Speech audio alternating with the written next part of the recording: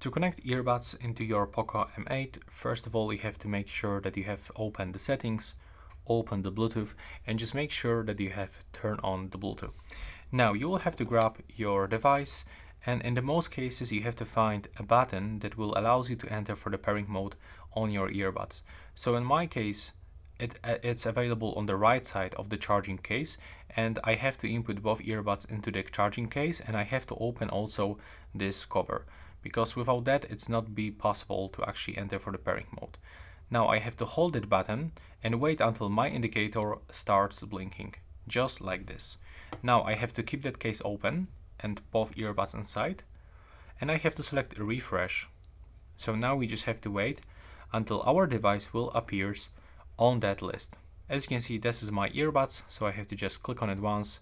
I have to accept that pairing request, and now I am successfully connected. And here I can also find some settings of this device. Thanks for watching this video.